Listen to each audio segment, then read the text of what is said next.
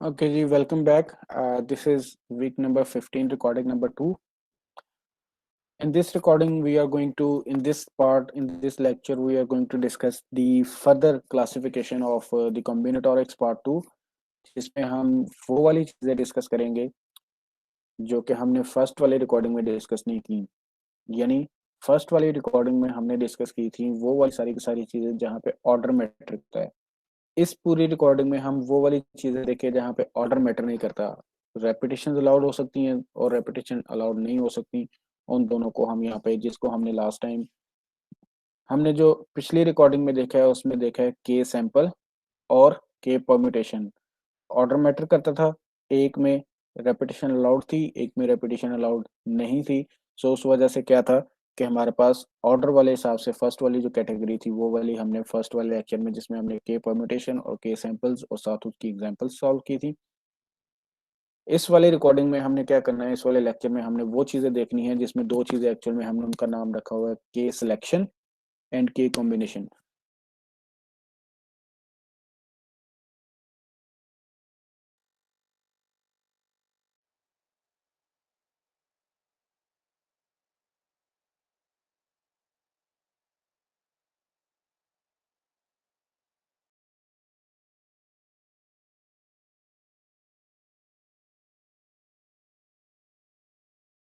Selections के ऊपर आएंगे और लास्ट पे अगेन काउंटिंग फार्मूला को रिविजिट करेंगे और साथ एग्जांपल सॉल्व करेंगे।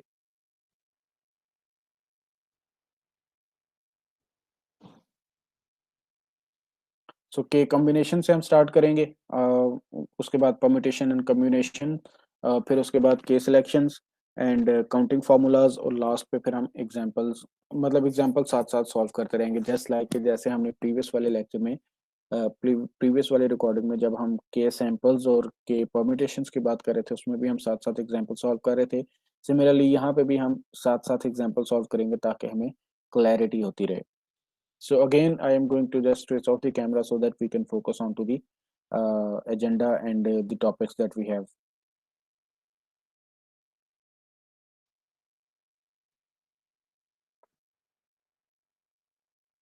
So starting with the K combination. अब K combination की definition अगर हम देखें, with a K combination the order in which the elements are selected does not matter। अब ये कैटेगरी पूरी की पूरी वो बन जाती है जिसमें, यानी हमने लास्ट टाइम जो चीज देखी थी उसमें ऑर्डर मैटर नहीं कर रहा था, सॉरी ऑर्डर मैटर कर रहा था।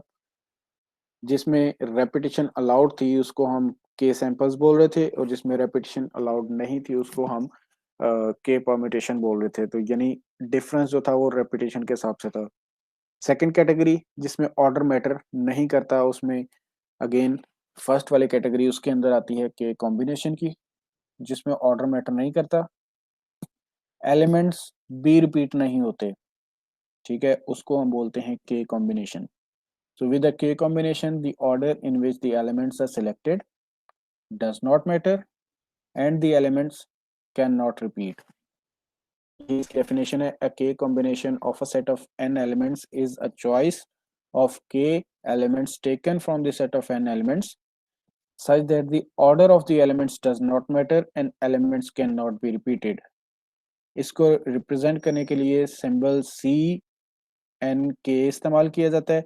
जस्ट लाइक जैसे हम परम्यूटेशंस को रिप्रेजेंट करने के लिए पी ऑफ एन के इस्तेमाल करते थे, कॉम्बिनेशंस को रिप्रेजेंट करने के लिए सी ऑफ एन के इस्तेमाल किया जाता है। इसके अलावा इसको और तरीके से भी लिखा जाता है, जैसे कि एन सी के और ब्रैकेट के अंदर ऊपर एन और नीचे के। तो ये तीन डिफरेंट नोटेशंस इस्तेमाल होती हैं के कॉम्बिनेशंस को रिप्रेजेंट करने के लिए। सो के कॉम्बिनेशंस को रिप्रेजेंट करने के लिए आप सी ऑफ एन के भी लिख सकते हैं, एन सी के भी लिख सकते हैं, और एन ऊपर के नीचे इन अ ब्रैकेट फॉर्म वो भी लिख सकते हैं। तीनों जो हैं ये नोटेशंस इस्तेमाल की जाती हैं कॉम्बिनेशंस को राइट करने के लिए। यहाँ पे याद करने वाली चीज क्या है, याद रखने वाली चीज ये है कि with k combination of a set of n elements repetition of elements is not allowed, therefore k must be less than or equal to n। Again क्योंकि repetition allowed नहीं है, हम एक एलिमेंट को दो बार, दो या दो से ज्यादा बार पिक नहीं कर सकते, तो ऑटोमेटिकली के की वैल्यू जो है वो एन से हमेशा छोटी रहेगी या मैक्सिमम इक्वल जा सकती है। सही है। लेट्स से फॉर एग्जांपल हमारे पास ए बी सी तीन एलिमेंट्स हैं और हमने उसके अंदर से टू कॉम्बिनेशन उठाने हैं of three elements. So n की वैल्यू है हमारे पास 3 और के की वैल्यू है हमारे पास 2। टू कॉम्बिनेशन उठाने हैं, तीन एलिमेंट्स हैं, तो हमारे पास क्या क्या एलिमेंट्स बनेंगे, ऑर्डर हम मैटर नहीं करेगा। यहाँ पे अब आपने एक चीज नोट करनी है कि यहाँ पे मैं इसको सेट्स की सूरत में रिप्रेजेंट कर रहा हूँ। A B, A C, B C, A B, A C, B C. अब इसमें ऑर्डर मैटर नहीं कर रहा, इसलिए मैंने इसको सेट्स की सूरत में रिप्रेजेंट किया है। अगर आप याद करें तो लास्ट टाइम जब हम परम्यूटेशंस की बात कर रहे थे, तो परम्यूटेशंस की जब भी बात की जाती है तो उसमें क्योंकि ऑर्डर मैटर करता है, तो हम उसको सेट्स की सूरत में नहीं लिखते। सिंपल जो जो हमारे पास आउटपुट आता है हम उसको उसी आउटपुट के हिसाब से लिखते हैं। यानी अगर आपको याद हो तो लास्ट टाइम जैसे मैंने अभी ये अभी हमने हेड टेल वाली जो एग्जांपल की थी, इसमें head head head head head tail head वाली जो एग्जांपल हमने की थी, उसमें क्योंकि ऑर्डर मैटर नहीं करता था, ऑर्डर मैटर करता था, तो हम पूरे ऑर्डर में उसको लिखते थे head head tail head tail head. उसको हम सेट्स की सूरत में नहीं लिख रहे थे। कॉम्बिनेशन में क्योंकि ऑर्डर मैटर नहीं करता, हम उसको सेट्स की सूरत में लिखते हैं। फॉर एग्जाम्पल जैसे यहाँ पे ए बी बने, ए बी को मैंने सेट की सूरत में लिखे है। अब ये ए बी सेट की सूरत में है, अब सेट में ऑर्डर मैटर नहीं करता, तो ये A B is equal to B A. सही है। Similarly A C is equal to C A, similarly B C is equal to C B. तो क्योंकि यहाँ पे ऑर्डर मैटर नहीं करता, तो हमारे पास टोटली तीन कॉम्बिनेशन बनेंगे of for the value of two combination. यानी ए बी बन सकता है या ए सी बन सकता है, फिर बी सी बन सकता है। तो ये तीन ही एलिमेंट्स हमारे पास बनेंगे, A B, A C and B C. So the combination of this x is c of 3 2, which is equivalent to 3.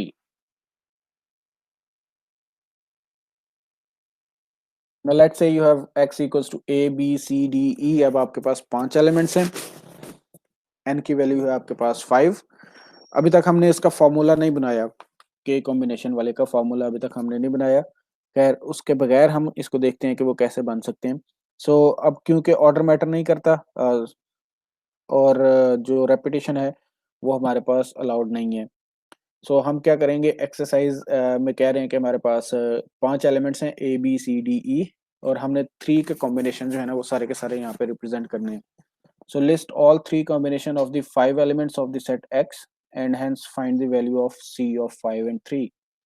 So हमारे पास कौन कौन से एलिमेंट्स बनेंगे। अब एन की वैल्यू है 5 और के की वैल्यू है आपके पास 3। तीन कॉम्बिनेशन आपने बनाने हैं। So first of all A B C बन सकता है, ए बी डी बन सकता है, ए बी ई बन सकता है, फिर ए सी डी बन सकता है, ए सी ई बन सकता है, फिर ए डी ई बन सकता है। सिमिलरली फिर बी के ऊपर आएंगे तो बी सी डी बन सकता है, बी सी ई बन सकता है और बी डी ई बन सकता है, और फिर लास्ट पे सी डी ई बन सकता है। ठीक है। So three combination of the five elements of the set X are A B C, A B D, A B E, A C D, A C E, A D E, B C D, B C E, B D E, C D E. ये सारे के सारे हमारे पास elements बनेंगे। सो हमारे पास total elements जो बने हैं इन कॉम्बिनेशन थ्री कॉम्बिनेशन के हिसाब से वो बने हैं हमारे पास टोटल में 10। अब यहाँ पे तो सिंपली सिर्फ फाइव एलिमेंट्स थे और आपको तीन कॉम्बिनेशन बनाने के हिसाब से बोला गया था। अगर इसी तरह से आपके पास लेट्स से 20 एलिमेंट्स हों और आपके पास तीन एलिमेंट्स थ्री कॉम्बिनेशन बनाने हों, और जाहिर बात है वो थोड़ा सा डिफिकल्ट हो जाएगा। अब इस तरह से आप बार बार कॉम्बिनेशन वन बाय वन करके काउंट नहीं कर सकते। तो हमें किस चीज़ की ज़रूरत है, we need a formula, formula for k combination. उस फॉर्मूला जस्ट लाइक जैसे हम के सैंपल का एक फॉर्मूला पढ़ के हैं which was n raise to power k, जिसमें हम n की वैल्यू रिप्लेस करेंगे और k की वैल्यू रिप्लेस करेंगे तो हमारे पास टोटल नंबर ऑफ एलिमेंट्स आ जाएंगे। के परम्यूटेशन का फॉर्मूला पढ़ के आए हैं, जिसमें हमारे पास P of n k was equal to n factorial over n minus k factorial था। सिंपली n की और k की वैल्यूज को रिप्लेस किया जाता था, हमारे पास टोटल नंबर ऑफ एलिमेंट्स आ जाते थे। कॉम्बिनेशन में क्या होता है, अब कॉम्बिनेशन में फॉर्मूला अभी तक हमने नहीं पढ़ा, तो फॉर्मूला बनाने के लिए हमें अगेन परम्यूटेशंस की जरूरत पड़ती है। परम्यूटेशंस की जरूरत क्यों पड़ती है? क्योंकि परम्यूटेशंस में रेपिटेशन अलाउ होती है और ऑर्डर मैटर कर रहा होता है, और यहाँ पे हमें कॉम्बिनेशंस में रेपिटेशन रेपिटेशन अलाउड। अब क्योंकि इसमें एक्चुअल जो मेन चीज़ है यहाँ पे ऑर्डर मैटर नहीं करता, इसलिए हम उसको सेट्स की सूरत में रिप्रेजेंट करते हैं। ऑर्डर मैटर नहीं करता और रेपिटेशन भी अलाउड नहीं है।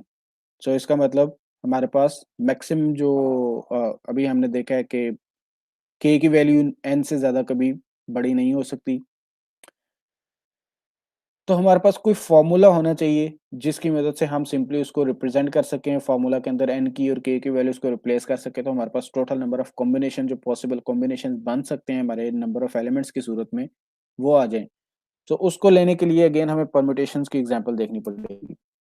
सो लेट्स से आपके पास एक एक्स का सेट है जिसमें आपके पास 4 एलिमेंट्स हैं ए बी सी डी, और आपने उसके 3 कॉम्बिनेशन उठाने हैं। 3 कॉम्बिनेशन उठाने के लिए आपके पास क्या आएंगे? ए बी सी बनेगा, ए बी डी बनेगा, ए सी डी बनेगा और बी सी डी बनेगा।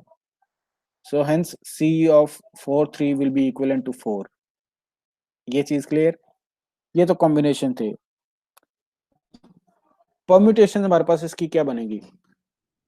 जो सेट्स हैं हमारे पास A B C, A B D, A C D and B C D, इन सारों को अगर हम अलग-अलग से देखें, अब हम इनमें रेपिटेशन अगर अलाउड कर दें, फर्स्ट वाले में ए बी सी को हम 6 डिफरेंट तरीकों से लिख सकते हैं। ए बी सी लिख सकते हैं, ए सी बी लिख सकते हैं, बी ए सी लिख सकते हैं, बी सी ए लिख सकते हैं, सी ए बी लिख सकते हैं और सी बी ए लिख सकते हैं। यानी हमने रेपिटेशन अलाउड कर दी।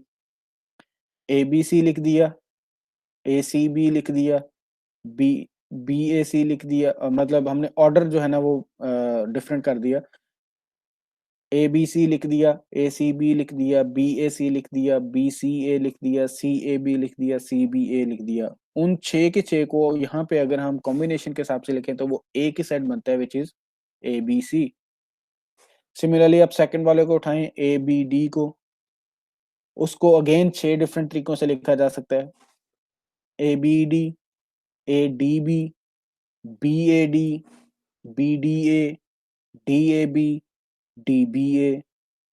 आगे वाले ए सी डी को उठाएं, उसको अगेन 6 डिफरेंट तरीकों से लिखा जा सकता है। A C D, A D C, C A D, C D A, D A C, D C ए।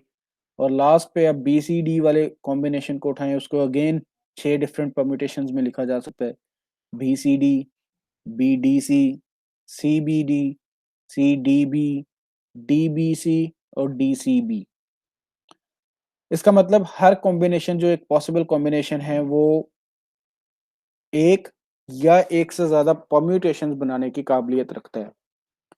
अब परम्यूटेशंस का मतलब हमें पता है कि उसमें ऑर्डर मैटर करता है। ऑर्डर मैटर करता है तो इसलिए हम उसको सेट्स की सूरत में नहीं लिखते। जो जो ऑर्डर के हिसाब से एलिमेंट्स बनते हैं हम उनको उस एलिमेंट्स को लिख लेते हैं।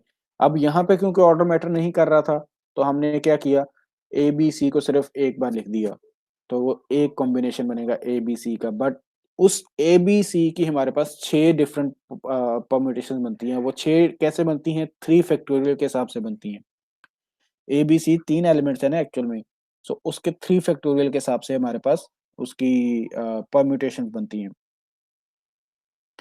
सो 3 परम्यूटेशन अगर हम ए बी सी डी जो एक्स हमारे पास एलिमेंट्स हैं जिसमें 4 एलिमेंट्स हैं, उसकी 3 परम्यूटेशन उठाएं तो वो हमारे पास टोटल में बनती हैं 24, विच इज इक्विवेलेंट टू, अगर हम उसका फॉर्मूला लगाएं परम्यूटेशन वाले का, 4 एलिमेंट्स थे, n इक्वल्स टू 4, 3 परम्यूटेशंस थी, k equals to 3, 4 multiply by 3 factorial बनेगा हमारे पास, तो 4 multiply by 3 factorial which is 6 multiply by 4 which is 24, तो हमारे पास 24 वैल्यूज बनेंगी। ठीक है, वही यहाँ पे मैंने लिखा हुआ है, so that P of 4 and 3 is equal to 24। उसको हम लिख सकते हैं 4 मल्टीप्लाई बाय 6, और 6 को हम रीराइट कर सकते हैं 4 into 3 factorial. So clearly P of 4 3 is equivalent to C of 4 3 multiply by 3 factorial। हमारे पास जो एक्चुअल में कॉम्बिनेशन बने थे इसी चीज के, वो थे 4। अब हम एक्चुअल में क्या कर रहे हैं, परम्यूटेशंस के अंदर से कॉम्बिनेशन के फॉर्मूला को ड्रॉ करने की कोशिश कर रहे हैं। सो हमारे पास क्या बने, परम्यूटेशन के हिसाब से अगर हमने एज्यूम किया कि 4 एलिमेंट्स हैं, उन 4 एलिमेंट्स कॉम्बिनेशन बनाए तो वो 4 बनते हैं, परम्यूटेशंस बनाए तो वो 24 बनती हैं। 24 को अगर हम प्रोडक्ट रूल के हिसाब से रिप्रेजेंट करें तो दैट इज 4 मल्टीप्लाई बाय 6 या 4 multiply by 3 factorial. P of K की सूरत में अगर हम उसको लिखें तो 4 मल्टीप्लाई बाय 3 फैक्टोरियल को अगर हम अब क्योंकि इसमें जो 4 है वो तो हमारे कॉम्बिनेशन के लिए इस्तेमाल हो रहा है, तो हम उसकी जगह पे एक कॉम्बिनेशन वाला फॉर्मूला को रख दें which is C into 4 of 3, और 3 फैक्टोरियल वहीं का वहीं रहने दें। सो हमारे पास क्या बन जाएगा, P of n k is equal to C of n k into k factorial. So general form में हमने जो n की वैल्यू थी 4, k की वैल्यू थी 3, अगर वो परम्यूटेशन के अंदर आती है तो वो आती है P ऑफ n के, वही आती है P of 4 3 is equal to C of 4 3 multiply by 3 factorial. So P of n k is equal to C of n k multiply by k factorial. और इसको अगर हम फर्दर सॉल्व करें, P of n k is equal to C of n k multiply by k factorial, और C of n k अब जो k factorial right side पे multiply हो रहा था उसको हम दूसरी तरफ जाके डिवाइड कर दें तो P of n k divided by k factorial. And we know that कि P ऑफ n k की जो फॉर्मूला होता है सिंपली उसको रिप्लेस कर दें n factorial over n minus k factorial, और उसको अगर हम C ऑफ n k के अंदर रिप्लेस कर दें तो that becomes as n factorial over n minus k factorial into k factorial. So ये हमारे पास कॉम्बिनेशन का फॉर्मूला बन जाता है n factorial over n minus k factorial into k factorial. ये है हमारे पास कॉम्बिनेशन का फॉर्मूला। एक्चुअल में कॉम्बिनेशन का फॉर्मूला बनाने के लिए हमें यानी इनडायरेक्टली परम्यूटेशंस की जरूरत पड़ती है। सो वो हमने एक एग्जांपल की मदद से देख लिया कि हमारे पास लेट से 4 एलिमेंट्स से, उसके अंदर से हम अगर कॉम्बिनेशन बनाए तो सिर्फ 4 कॉम्बिनेशन बनते हैं, 3 के अगर हम कॉम्बिनेशन बनाए तो 4 कॉम्बिनेशन बनते हैं, लेकिन हम उन्हीं की परम्यूटेशन बनाए तो 24 बनती हैं। उसको हम रीराइट कर सकते हैं 4 फॉर्मूला के हिसाब से 4 मल्टीप्लाई बाय 3 फैक्टोरियल, और 4 जो है वो तो कॉम्बिनेशन थे तो हम उसको सिंपली रिप्लेस कर सकते हैं कॉम्बिनेशन की वैल्यू के साथ which is C of n के, और बाकी 3 फैक्टोरियल जो है वो तो ऑटोमेटिकली k फैक्टोरियल बन जाता है। सो हमारे पास फॉर्मूला बन जाता है P of n k equal to C of n k into k factorial, और उसको रीराइट करके हम P ऑफ n के की वैल्यू रिप्लेस करके हमारे पास ओवरऑल कॉम्बिनेशन का जो फॉर्मूला बन रहा है वो होता है C of n k is equal to n factorial over n minus k factorial into k factorial. So अब ये वाला जो फॉर्मूला है ये आपका हमेशा इस्तेमाल होगा कॉम्बिनेशंस के लिए, जब भी आप कॉम्बिनेशंस की बात करेंगे। फॉर एग्जांपल लेट्स से आपको सिंपली कहा जा सकता है कंप्यूट C ऑफ 9 ऑफ 6, जिसमें अब आपके पास n की वैल्यू है 9 और k की वैल्यू है 6। सिंपली वैल्यूज को रिप्लेस करें, हमें फॉर्मूला पता लग गया है, that is n factorial over n minus k factorial into k factorial.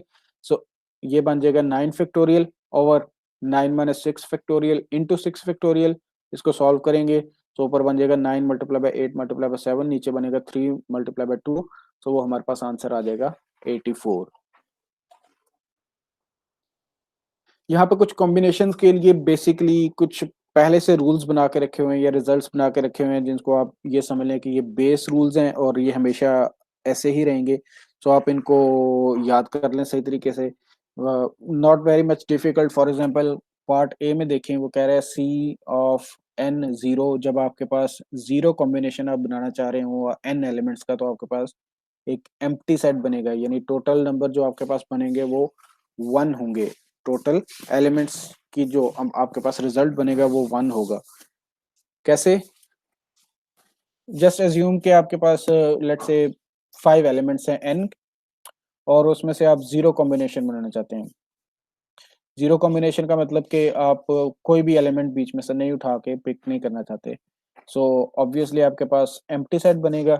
Empty set again has empty set जो है ना वो खुद एक सेट होता है, तो इसलिए टोटल जो हमारे पास रिजल्ट का आंसर आएगा वो आएगा 1, यानी एम्प्टी सेट खुद एक सेट के तौर पे आ जाएगा बस।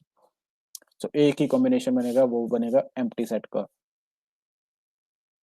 पार्ट बी में अगर आपके पास कॉम्बिनेशन है n ऑफ n, तो उसका आंसर भी अगेन आपके पास 1 आएगा। कैसे कि लेट्स से आपके पास 5 एलिमेंट्स हैं या 10 एलिमेंट्स हैं या 15 या कोई से भी n की वैल्यू कोई सी भी है, लेट्स से 10 एलिमेंट्स हैं और आप उनमें से 10 ही कॉम्बिनेशन उठाना चाहते हैं, तो वो ऑटोमेटिकली 10 की एक ही बनेगी, जिसको हम नॉर्मली क्या कहते थे, सेट्स की सूरत में हम बोलते थे प्रॉपर सबसेट। ठीक है, आपके पास 5 एलिमेंट्स थे ए बी सी डी ई, और आपने ए बी सी डी ई 5 का ही कॉम्बिनेशन बनाना था, तो वो ऑब्वियसली एक ही बनेगा। सो सी ऑफ एन वो बनता है आपके पास अगेन 1। नेक्स्ट है C of combination of N into 1, जिसमें आपके पास n की वैल्यू है n और k की वैल्यू है 1, यानी आपने 1 लेंथ वाले सारे के सारे कॉम्बिनेशन बनाने हैं।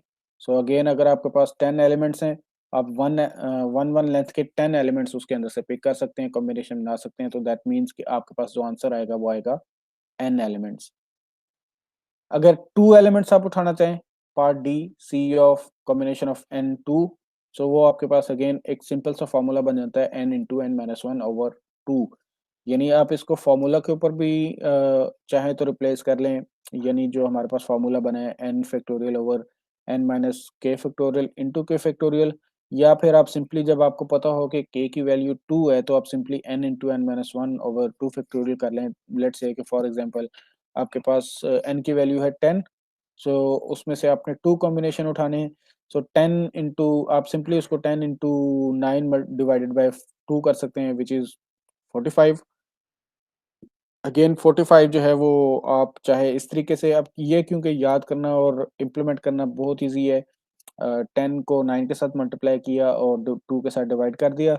सिमिलरली आप उसको फॉर्मूला में भी पुट करेंगे तब भी आपके पास आंसर 45 ही आएगा, यानी अगर आप पहले n की value 10 factorial over 10 minus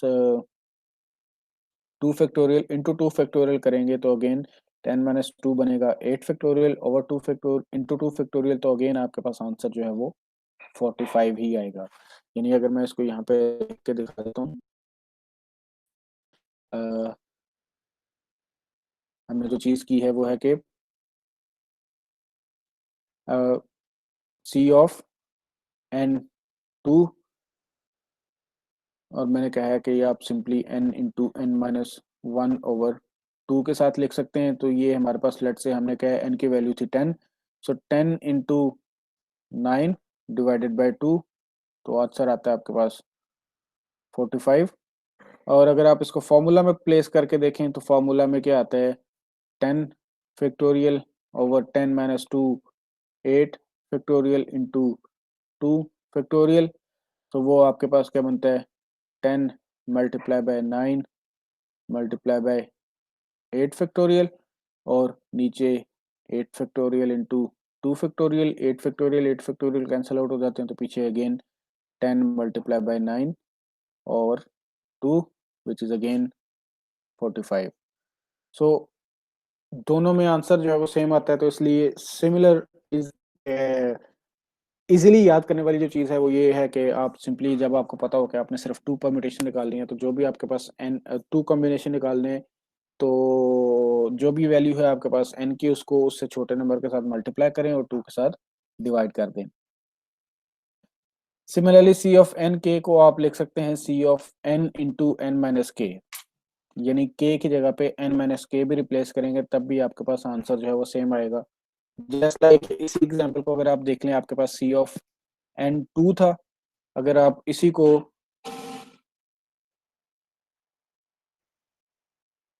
n minus के करके देखें, k की वैल्यू आपके पास 2 थी, तो आपके पास बन जाएगा C of N 8, C of N 8 करेंगे तब भी आपके पास आंसर 45 बचेगा। कैसे? Again 10 factorial over 8 factorial into 2 factorial, और अगेन इसको सॉल्व करेंगे तो आपके पास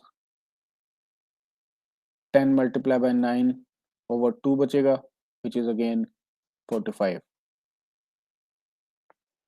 सही है। So n minus n into N minus के, यानी के की जगह पे आप n माइनस के रिप्लेस कर दें या के ही रहने दें, तो दोनों में आंसर आपका सेम होता है। Just like we have seen the example of n minus 2 और के 8 वाली, 10 माइनस 2 और 10 माइनस 8 वाली, दोनों में आंसर हमारे पास 45 आता है। ठीक है। और लास्ट है कि सी, अगर आपके पास दो कॉम्बिनेशन आप दोनों को ऐड करना चाहते हैं, एक है सी ऑफ एन के, दूसरा है सी ऑफ एन के प्लस वन, तो वो हमारे पास आ जाएगा C of N plus one और के प्लस वन, यानी एन की वैल्यू भी एक इंक्रीज होगी और के की वैल्यू भी एक इंक्रीज होगी। और इसको मैं चाहूंगा कि आप लोग सारे जो है प्रैक्टिस के तौर पे इसको प्रूफ करके देखें कि ये बनता है या नहीं बनता। सिंपली आपने क्या करना है, इसकी वैल्यूज को रिप्लेस करना सी ऑफ एन के की और सी ऑफ एन के प्लस वन की। दोनों में वैल्यूज को रिप्लेस करेंगे तो ऑटोमेटिकली आपके पास जो राइट हैंड साइड पे फॉर्मूला बनेगा वो ऑटोमेटिकली आपके पास लेफ्ट हैंड साइड पे वही वही चीज़ बन रही होगी जो राइट हैंड साइड वाले फॉर्मूला को अगर आप रिप्लेस करेंगे उसके अंदर। सो इसको ज़रा खुद परफॉर्म करके देखें, प्रूव करके देखें। सो ये कुछ इंपॉर्टेंट रिजल्ट्स हैं, स्पेशली जो फर्स्ट वाले जो चार हैं वो बहुत इजी हैं कि अगर आपके पास जीरो कॉम्बिनेशन है तो उसका आंसर भी वन आएगा, अगर आपके पास एन और एन ही कॉम्बिनेशन है तो उसका आंसर भी वन आएगा, जब आप सिर्फ वन का कॉम्बिनेशन उठाना चाहते हैं एन में से तो आपके पास आंसर एन आएगा, जब आप टू का उठाना चाहते हैं तो n into N minus one divided by two का आंसर आएगा हमेशा।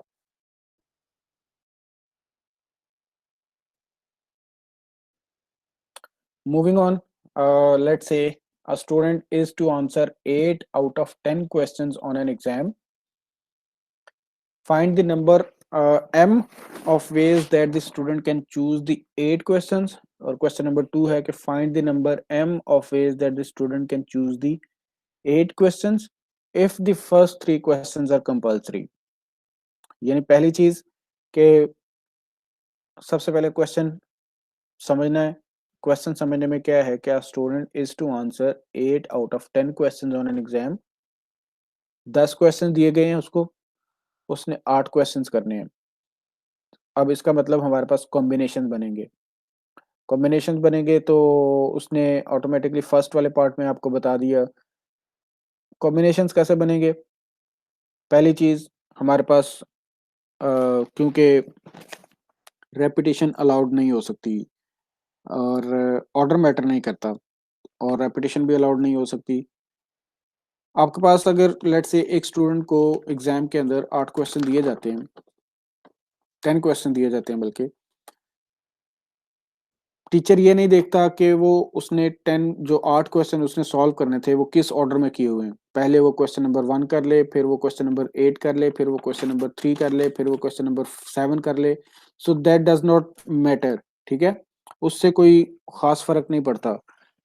सो ऑर्डर जो है वो मैटर नहीं कर रहा। आप पहले क्वेश्चन नंबर 5 कर लें, फिर क्वेश्चन नंबर 10 कर लें, फिर क्वेश्चन नंबर 1 कर लें, तो ऑर्डर मैटर नहीं कर रहा। पहली चीज। दूसरी चीज, रेपिटेशन भी अलाउड नहीं है। अब जाहिर बात है जो स्टूडेंट है वो एक ही क्वेश्चन दो बार नहीं कर सकता। क्वेश्चन नंबर 1 को वो दो बार सॉल्व नहीं करेगा, क्वेश्चन नंबर 3 को वो दो या दो से ज्यादा बार सॉल्व नहीं कर सकता, या एक ही क्वेश्चन को 8 बार सॉल्व नहीं कर सकता। सो ऑब्वियसली ये हमारे पास कॉम्बिनेशन वाली प्रॉब्लम आ जाएगी। क्यों? क्योंकि इसमें रेपिटेशन भी अलाउड नहीं है और ऑर्डर भी मैटर नहीं कर रहा। सो ऑटोमेटिकली हमने पहली चीज जो सबसे बड़ी हर्डल होती है कि हमने जज करना है कि वो क्वेश्चन किस कैटेगरी में लाई करता है, वो हमें पता लग गया कि कॉम्बिनेशन के अंदर लाई कर रहा है। अब जब हमें पता लग गया कॉम्बिनेशन के अंदर लाई कर रहा है तो अब हम सिंपली उनकी रिक्वायरमेंट्स को देखेंगे और फॉर्मूलाज को पुट कर देंगे। पार्ट ए में उसकी रिक्वायरमेंट क्या है कि find the number m of ways that the student can choose the 8 questions. n की वैल्यू हमारे पास 10 है और m की जो k की वैल्यू है वो हमारे पास 8 है, यानी हमने 8 क्वेश्चंस करने, 8 कॉम्बिनेशन बनाने। तो ऑटोमेटिकली हमारे पास n की वैल्यू है 10 और k की वैल्यू है 8, तो सिंपली c ऑफ 10 8 हमारे पास इसका आंसर आ जाएगा। उसको सॉल्व करके देख लेते हैं। सिमिलरली पार्ट बी में क्या कह रहा है, पार्ट बी में कह रहा है कि find the number m of ways that the student can choose the 8 questions if the first 3 questions are compulsory। अगर आपको 10 डिफरेंट क्वेश्चन दे दिए जाएं और आपको ये कह दिया जाए कि पहले 3 कंपल्सरी हैं, सो अब अगेन फॉल तो वो कॉम्बिनेशन के अंदर ही कर रहा है, वो तो हम पहले चेक कर चुके हैं, लेकिन पहले 3 कंपल्सरी हो गए तो पीछे कितने बच गए? 10 में से 3 निकाल दें तो पीछे 7 बच गए। 3 कंपल्सरी हो गए, उसने 8 करने थे तो 8 में से 3 कंपल्सरी निकाल दें, पीछे बच गए 5। यानी पीछे हमारे पास टोटल कॉम्बिनेशन बच गए, टोटल n की वैल्यू बच गई 7 और उसमें से हमने कॉम्बिनेशन उठाने हैं 5 ताकि हमारे पास उधर 8 की भी तादाद पूरी हो जाए और 10 की भी तादाद पूरी हो जाए। सो हमारे पास इधर बनेगा C of 7 5।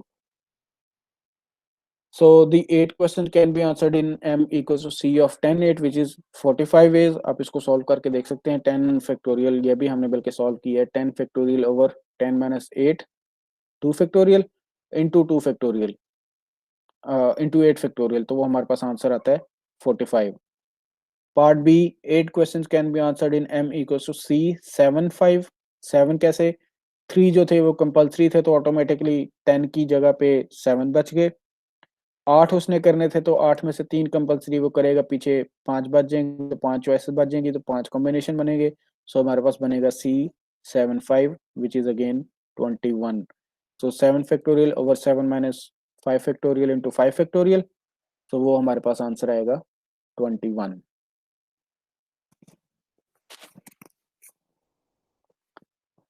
इसी तरह से क्वेश्चन है, an examination paper consist of 5 question in section A and 5 question in section B. A total of 8 questions must be answered. In how many ways can a student select the questions if he is to answer at least 4 questions from section A? यानी again सबसे पहली चीज हमने ये जज करना है कि ये किस कैटेगरी में लाई करता है। अगेन क्वेश्चंस की बात हो रही है, 5 क्वेश्चन सेक्शन ए में है, 5 क्वेश्चन सेक्शन बी में है, टोटल में 10 questions. A total of 8 question must be answer. उसने अगेन 8 ही क्वेश्चन आंसर करने हैं। पिछले वाले से रिलेटेड है तो ऑटोमेटिकली हमें फर्दर इसको जज करने की जरूरत नहीं है, पता है कि ये कॉम्बिनेशन के अंदर ही फॉल करेगा, ठीक है। लेकिन अब इसमें जो रिक्वायरमेंट है वो चेंज है कि in how many ways can a student select the questions if he is to answer at least 4 question from section A. यानी अब रिक्वायरमेंट ये है कि कम से कम जो सेक्शन ए के अंदर से है उसने 4 क्वेश्चंस को सॉल्व करना है। सो अगेन उसके पास दो चॉइसेस हैं, दो ऑप्शन हैं। सेक्शन ए में से 4 चूज करे तो फिर सेक्शन बी में से भी 4 चूज करेगा, टोटल में 8 हो जाएंगे। या फिर सेक्शन ए में से, क्योंकि मिनिमम सेक्शन ए में 4 करने हैं ना, या फिर सेक्शन ए में से 5 चूज कर ले तो फिर सेक्शन बी में से 3 चूज करेगा और टोटल में 8 आंसर्स करेगा। सो हमारे पास क्या बनेंगे? दो डिफरेंट कॉम्बिनेशन बनेंगे। एक तो C4 4 सी सॉरी फर्स्ट वाले में 5 हैं और आपने 4 चूज कर लिए तो C5 4। सेकंड वाले में भी अगेन 5 हैं तो आपने 4 चूज कर लिए C5 4। तो उन दोनों के ऊपर आप प्रोडक्ट रूल अप्लाई करेंगे। तो इसको मैं यहाँ पे थोड़ा सा सॉल्व करके दिखा देता हूँ।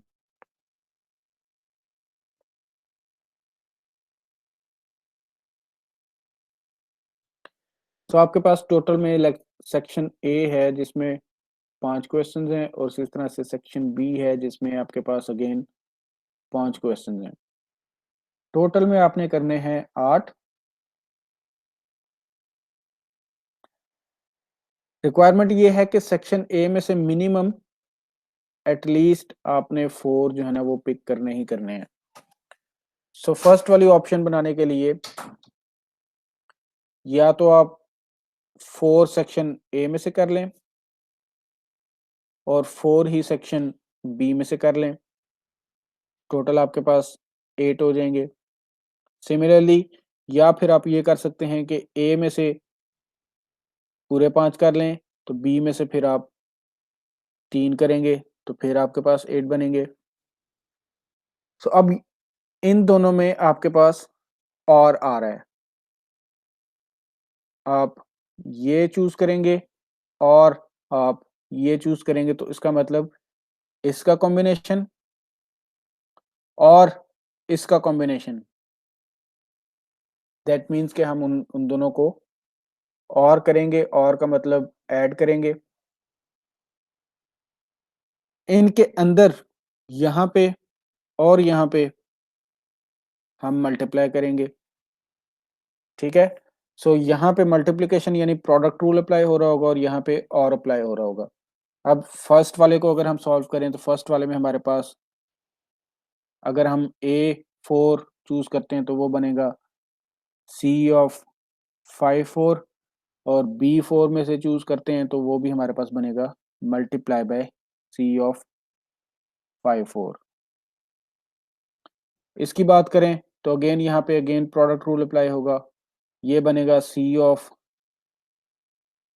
5 4 और ये बनेगा C ऑफ 5 3, सॉरी ये बनेगा C ऑफ 5 5 और ये बनेगा C ऑफ 5 3। हमने इसको सॉल्व करना है। So there are two possibilities. The student answer 4 questions from section A and 4 questions from section B. The number of ways 8 questions can be answered taking 4 questions from section A and 4 questions from section B are, क्योंकि यहाँ पे and इस्तेमाल हो रहा है तो product rule apply होगा, तो फर्स्ट वाला कॉम्बिनेशन बनेगा सेक्शन ए वाला C 5 4।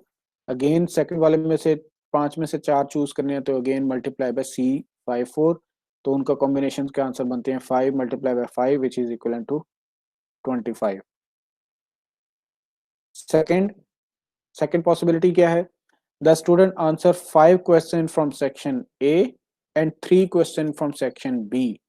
The numb and again क्योंकि एंड की बात हो रही है तो प्रोडक्ट रूल अप्लाई होगा। The number of ways 8 question can be answer taking 5 question from section A and 3 question from section B are C of 5 5 multiply bye C of 5 3, यानी या तो सेक्शन ए में से 5 में से 5 कर ले और सेक्शन बी में से 5 में से 3 करे, तो हमारे पास बनेगा 1 multiply by 10 which is equal to 10।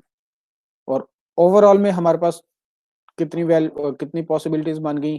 First वाले में हमारे पास 25 बनी थी, सेकंड वाले में हमारे पास 10 चॉइसेस बनी है, तो 25 प्लस 10 यानी सम रूल अप्लाई हो गया, तो हमारे पास टोटल में 35 चॉइसेस बन जाएंगी क्वेश्चंस को सॉल्व करने की। सो this is how you perform your combinations. Combination के आंसर किस तरह से आप फाइंड आउट करते हैं वो भी आपको पता लग गया, फॉर्मूला सिंपली अप्लाई करते हैं और सब उसको सिंपली रिजल्ट फाइंड कर लेते हैं। Similarly, here is an exercise के how many 16-bit strings contain exactly 9 ones, यानी आपके पास टोटल n की वैल्यू है 16 और आपने उनमें से 9 ones चूज करने हैं, तो ऑटोमेटिकली आपके पास आंसर आ जाएगा C of 16 9। Second, how many 16-bit strings contain at least 1 1, तो उसके ऊपर सिंपली को कॉम्बिनेशन का फार्मूला अप्लाई कर भी लें, वन यानी n1 वाला फार्मूला अप्लाई करने वाली बात है तो वो फिर अगेन n की वैल्यू ही आएगी, या आप सिंपली इसको फार्मूले के बगैर भी इसको अब सॉल्व करें तो हमारे पास आंसर आ जाएगा। फॉर एग्जांपल फर्स्ट वाले में 16-bit strings that contain exactly 9 ones, तो वो C 16 9 बन जाएगा, तो वो हमारे पास बनेंगे 1100 11 440, ठीक है। और पार्ट बी में total number of 16-bit strings हमारे पास 2 रेज़्ड टू पावर 16 बनते हैं। Hence number of 16-bit strings that contain at least 1 1, तो उसमें सिर्फ पूरे सब में सिर्फ एक ऐसा स्ट्रिंग बनता है जिसमें सारे जीरोस होते हैं, बाकी हर एक में कम से कम एक 1 आ रहा होता है, तो हम सिंपली वो सारे जीरोस वाले को माइनस कर देंगे तो हमारे पास 6 5 5 3 5 जो है वो आंसर आ जाएगा। और दीज आर द क्वेश्चन जो कि आप लोगों ने खुद सॉल्व करने हैं। फॉर क्वेश्चन की डोमेन एक ही है, अगेन ऑटोमेटिकली आप खुद क्वेश्चन को जज करेंगे तो आपको पता लग जाएगा ये कॉम्बिनेशन में के अंदर फॉल करते हैं। क्वेश्चन है कि अ computer programming team has 14 members, total में 14 मेंबर्स हैं, तो एन की वैल्यू आपके पास आपको पता लग गई 14। अब क्वेश्चन है कि how many ways can a group of 7 be chosen to work on a project, तो इसमें से यानी आप 7 का कॉम्बिनेशन ला रहे हैं। सबसे पहली चीज 14 मेंबर्स की बात हो रही है तो क्या ये परम्यूटेशन में लाई करेगा, कॉम्बिनेशन में लाई करेगा या सिंपल में लाई करेगा? अब 14 मेंबर्स की बात हो रही है तो जो उसके अंदर टीम वाले बंदे हैं वो ज़ाहिर बात है रिपीट नहीं हो सकते, ठीक है। और ऑर्डर अगेन बंदे रिपीट नहीं हो सकते, एक बंदे को एक ग्रुप में मतलब जो एक बार ग्रुप में आ गया, जाहिर बात है वो दूसरे ग्रुप में तो नहीं ना बैठ सकता, तो रिपीट नहीं हो रहे। सेकेंडली, ऑर्डर मैटर कर रहा है या नहीं कर रहा है, तो ऑर्डर भी मैटर नहीं कर रहा। आप पहली बार उठा लें, दूसरी बार उठा लें, तीसरी बार उठा लें, आगे 5वें नंबर पे रख दें, जो फर्स्ट नंबर पे आया उसको थर्ड नंबर पे अगले वाले में उठा के रख लें, तो कोई फर्क नहीं पड़ता। So a computer programming team has 14 members. अब क्योंकि इसमें ना तो ऑर्डर मैटर कर रहा था और ना ही बंदे रिपीट हो रहे थे, तो इसका मतलब ये कॉम्बिनेशंस के अंदर लाए करेंगे। अब कॉम्बिनेशंस के अंदर लाए करेंगे तो ऑटोमेटिकली हम इसके ऊपर कॉम्बिनेशन वाले फार्मूलाज अप्लाई करेंगे। पार्ट 1 में उसने बता दिया कि कॉम्बिनेशन आपने बनाना है 7 का, तो आप सिंपली 14 7 सी 14 7 अप्लाई कर देंगे। पार्ट बी जो है उसमें suppose 8 team members are women and 6 are men, और उसके अंदर से फिर आपने फर्दर कॉम्बिनेशन बनाने। पार्ट 1 में वो पूछ रहा है how many groups of 7 can be chosen that contain 4 women and 3 men, and part 2 में how many groups of 7 can be chosen that contain at least 1 man, how many group of 7 can be chosen that contain at most 3 women। ये part B में आपने solve करने हैं। Part सी थोड़ा सा tricky है। Suppose 2 team members refuse to work together on a project, how many group of 7 can be chosen to work on a project. इसको भी देखने हैं। अगेन कॉम्बिनेशन किस तरीके से बनेगा आपने वो देखना है। Suppose 2 team members insist on either working together और not at all on projects, how many group of 7 can be chosen to work on a project. Similarly ये भी थोड़ा सा ट्रिकी है। और लास्ट है कि how many ways a group of 7 be chosen to work on a project, तो ये भी आपने देखना है। सो ये क्वेश्चन जो है ये प्रोग्रामिंग वाला, ये आप लोगों ने खुद सॉल्व करना है। लास्ट फॉर्म आती है के सिलेक्शंस की। अब के सिलेक्शंस में क्या होता है, के सिलेक्शंस आर सिमिलर टू के combination in that the order in which the elements are selected does not matter, but in this case repetitions can occur। इसमें repetitions जो है ना वो occur कर सकती हैं। सो डेफिनेशन भी अगेन वही है। इसमें रिमेंबर करने वाली चीज क्या है कि के सिलेक्शंस आर आल्सो कॉल्ड के कॉम्बिनेशन विद रेपिटेशंस। के कॉम्बिनेशन में क्योंकि रेपिटेशंस अलाउड नहीं थी, तो ये भी एक्चुअल में के कॉम्बिनेशंस ही हैं, but with repetitions allowed on multi sets of size के। with k selections of set n elements repetition of elements is allowed, therefore k need not to be less than। अब क्योंकि repetition allowed है, एक element एक से ज्यादा बार आ सकता है, सो n से जो k की वैल्यू है वो जरूरी नहीं है n से छोटी रहे। अब अगेन रेपिटेशन की वजह से k की वैल्यू n से बड़ी हो सकती है। सो इस ये थ्योरम है, ये आप लोग खुद अप्लाई कर सकते हैं, इसको प्रूव कर सकते हैं, बट ये सिंपली के सिलेक्शंस का फॉर्मूला है। अब इसको रिप्रेजेंट करने के लिए इस्तेमाल किया जाता है से सी के प्लस एन माइनस वन और सेकेंड के, और के प्लस एन माइनस वन सी के। तो ये है एक्चुअल में के सिलेक्शन को रिप्रेजेंट करने के लिए जो फॉर्म इस्तेमाल की जाती है। For example, there is a camera shop stocks 10 different types of batteries. How many ways can a total inventory of 30 batteries be distributed among the 10 different types? Again अब इसमें क्योंकि रेपिटेशन अलाउड हो रही है और ऑर्डर मैटर नहीं कर रहा, तो हमें पता लग गया कि ये के सिलेक्शंस के अंदर लूज फॉल करेगा। पार्ट बी में वो पूछता है assuming that one of the types of batteries is A76, how many ways can a total inventory of 30 batteries be distributed among the 10 different types if the inventory must include at least 4 A76 batteries। अब selection है, simply वो combination वाला formula apply करना है। Simply combination वाले formula में आपने simply क्या करना है, जहाँ पे n था वहां पे आपको पता लग गया k plus N minus one आ जाएगा, और k की जगह पे k ही रहेगा, तो n की जगह पे आ जाएगा k plus N minus one. अब इसको जब हम सॉल्व करेंगे तो फर्स्ट में ऑटोमेटिकली हमें पता है कि k की वैल्यू है 30, n की वैल्यू है 10, हमारे पास 10 डिफरेंट बल्ब्स थे, 10 डिफरेंट बैटरीज थी। So the required number is c 30 plus 10 minus one, n की वैल्यू बन गई 39 और k की वैल्यू हमारे पास 30। सो इसको आप सॉल्व करेंगे तो हमारे पास उसका आंसर आ जाएगा। सेकंड वाले में वो कहता है कि आपने चूज करना है जहाँ पे A76 जो है ना वो 4 बैटरीज एटलीस्ट 4 A76 बैटरी है, तो ऑटोमेटिकली मेरे पास 26 ऑप्शन रह जाएंगी। तो 26 के की वैल्यू बन जाएगी और एन की वैल्यू अगेन 10 है। जब आप इसको फॉर्मूला में पुट करेंगे तो एन की वैल्यू बन जाएगी 35 और के की वैल्यू 26 रहेगी, और आप उसको सिंपली फॉर्मूला के अंदर पुट करेंगे तो आपके पास के सिलेक्शंस वाली वैल्यूज आ जाएंगी। So this is what we have discussed. और अगेन रीकाउंटिंग, हमारे पास एक्चुअल में सबसे बड़ी प्रॉब्लम ये होती है कि हमने कौन सा फॉर्मूला कहाँ पे यूज करना है। सो वो हमने देख लिया।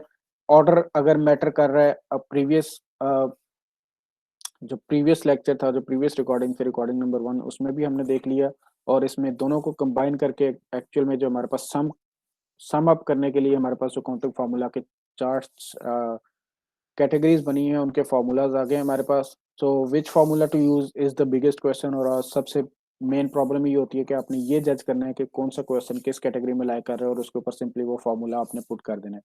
सो ऑटोमेटिकली आपने क्वेश्चन को जज करना है कि अगर ऑर्डर मैटर कर रहा है और रेपिटेशन अलाउड हो रही है, तो आप एन रेज टू पावर के यानी के सैंपल वाला फार्मूला अप्लाई करेंगे।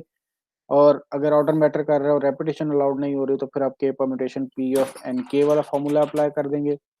पार्ट बी में अगर आप ऑर्डर मैटर नहीं कर रहा लेकिन रेपिटेशन अलाउड है, तो के सिलेक्शन यानी एन प्लस के माइनस वन और के वाला फार्मूला अप्लाई कर देंगे। लेकिन अगर रेपिटेशन अलाउड नहीं है और ऑर्डर भी मैटर नहीं कर रहा, तो फिर आप के कॉम्बिनेशन सी ऑफ एन के वाला फार्मूला अप्लाई कर देंगे। सो this is what actually counting means, और यहाँ पे हम एक्चुअल में काउंटिंग को ख़त्म करेंगे।